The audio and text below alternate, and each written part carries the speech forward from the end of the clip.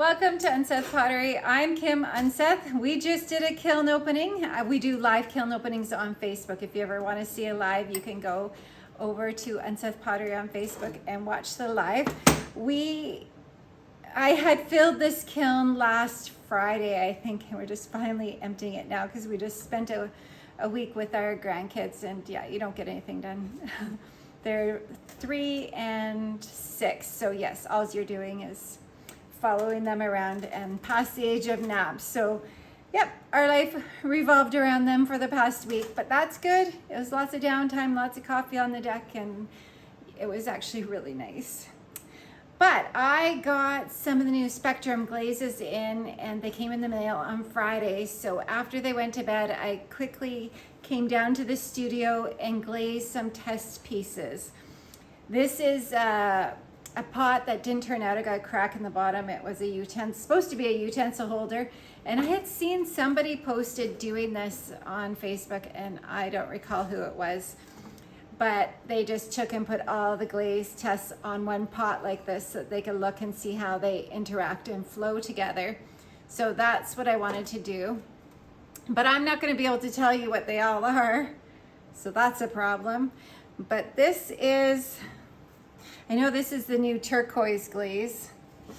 I don't know what it's called. Oh, floating turquoise. And let me see. I did write some of them down, but they ran and covered the words. This is the new, not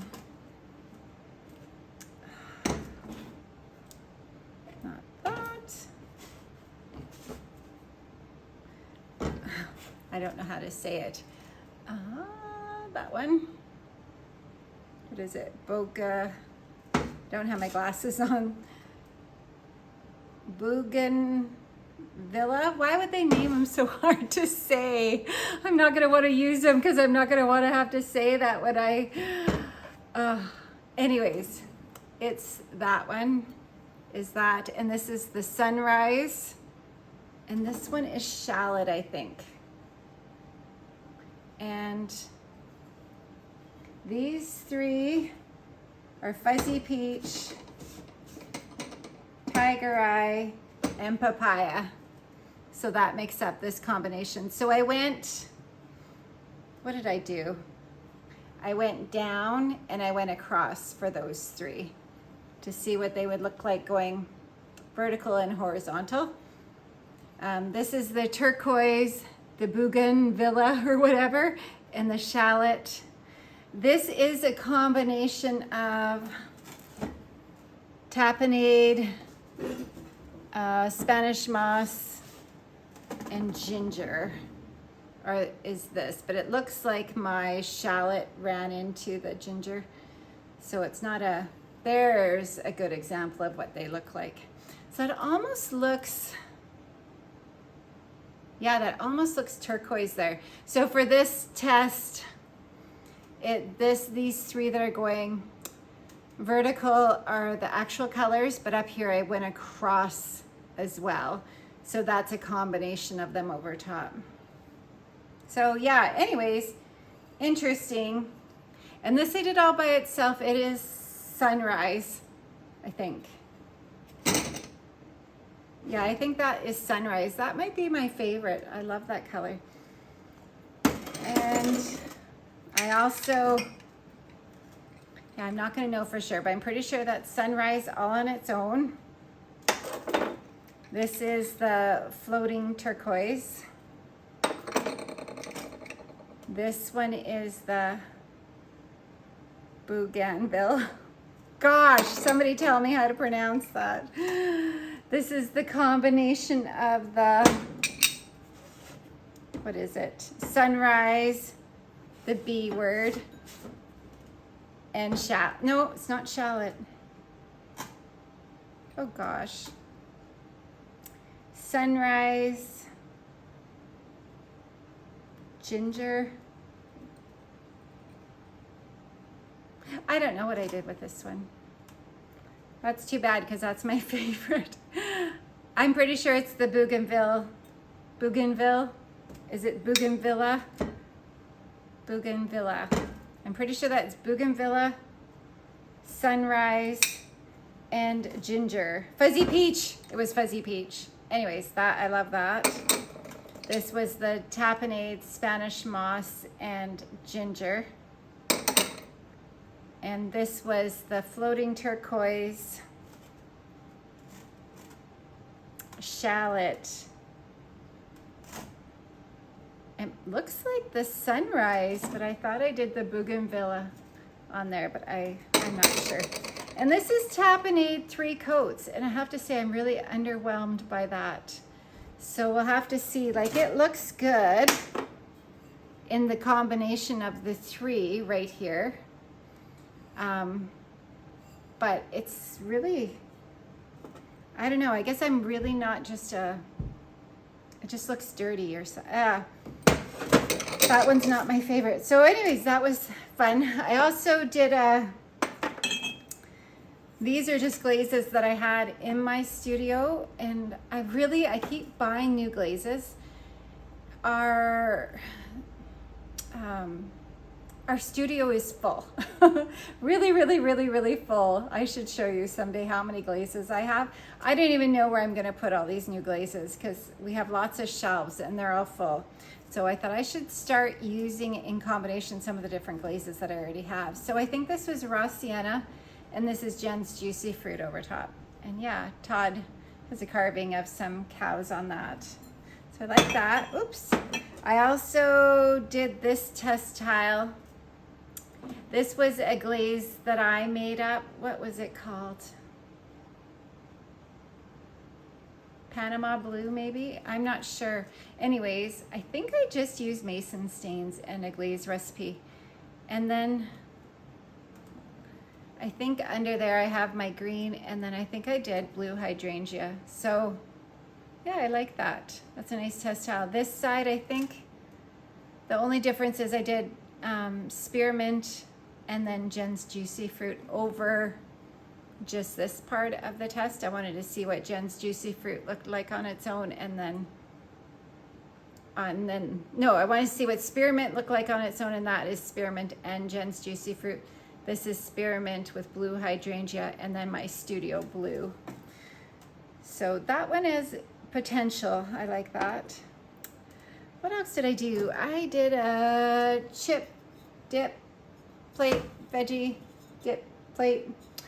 This is the 2 coats of honey flux, 1 coat of river birch, 2 coats of turquoise, textured turquoise, and then 2 coats of seaweed over top of that.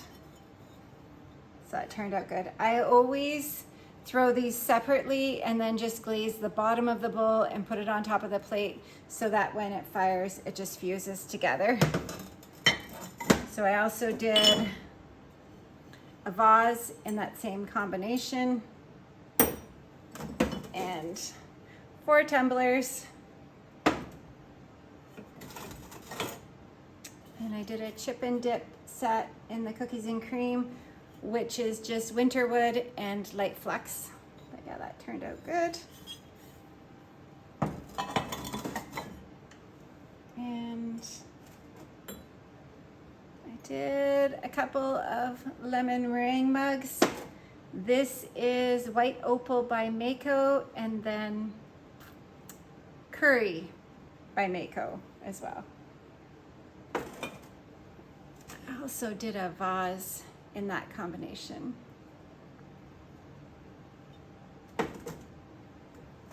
And I did a vase in the Northern Lights, which is 3 coats of obsidian and 3 coats of seaweed, kind of just wavy pattern around. What else did I do? I did Purple Rain vase. This is dipped in the,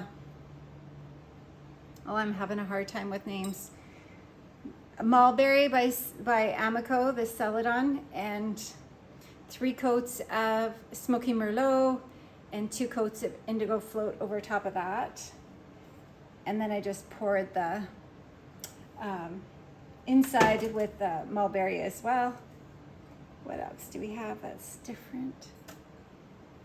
This is our Lone Star combination. It is 1 coat of Norris Blue, and then I do 2 coats of cenote, just so we don't get too many spots. And it almost has too many.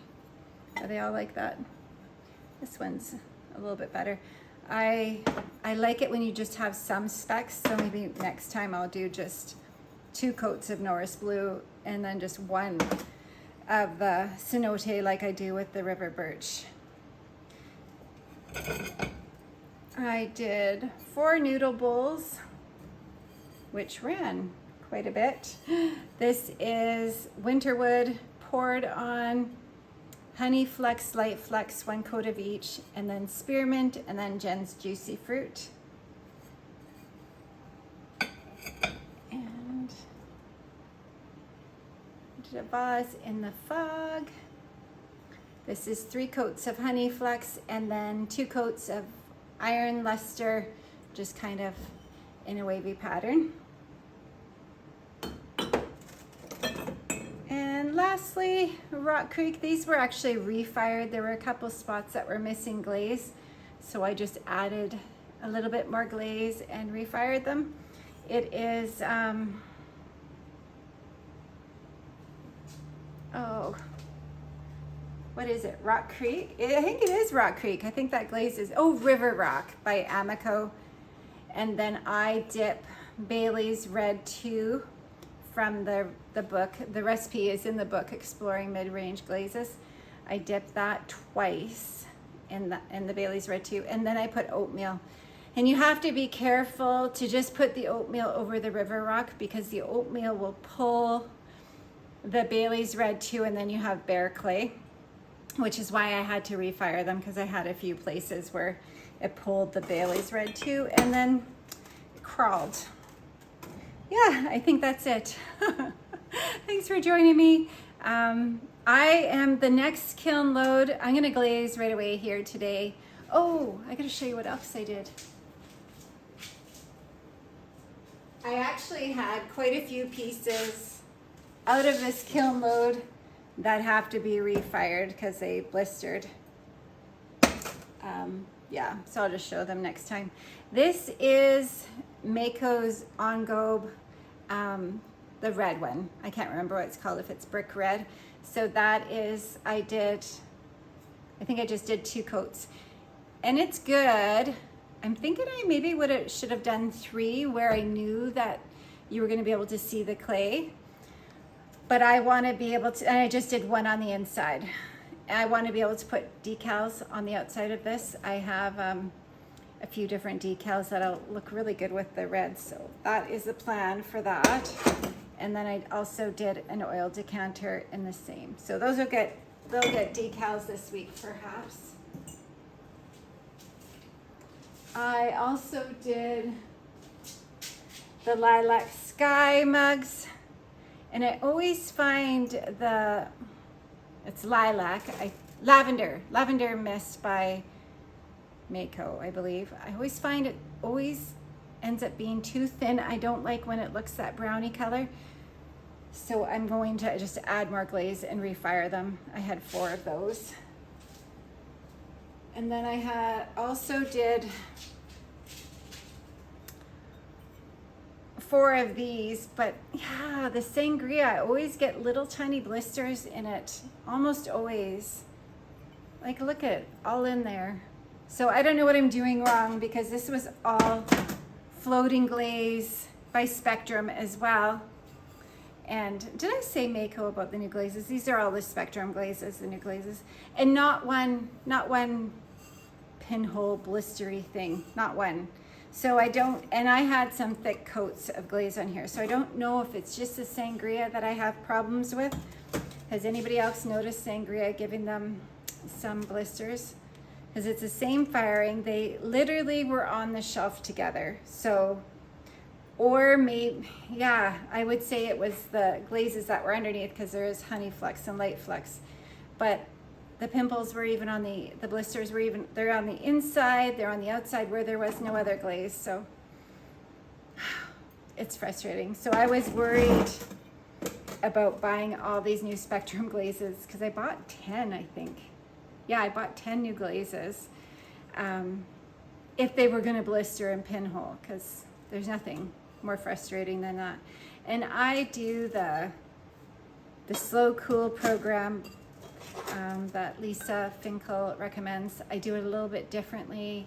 I go up, top temperature is 2190, and then I hold it for 10 minutes just to get it to a cone 6. But yeah. Oh, right, and I also did this. So these are going to be flowers that go in the garden. I have a little, the glaze ran on this, but we'll clean that up and glue it. I set it on, I am not good with words today. I set it on the post so that it wouldn't sit on the kiln shelf, just because I wanted to glaze the bottom. So I'll have to grind back those 3 spots. And then we glue on this holder, and then I have garden stakes that flower go in, and then it'll just go in your garden. Aren't they cute? So you could just use it just as a decoration and just put it in your garden, or you could put a little bit of bird food in there.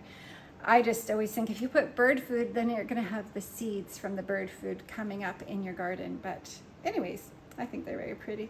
So this was curry in the center, sangria, and this didn't blister. Sangria all the way around, and then kimchi. And then I believe I did pearl white, kind of just along the edge so it would run. And yeah, run it did.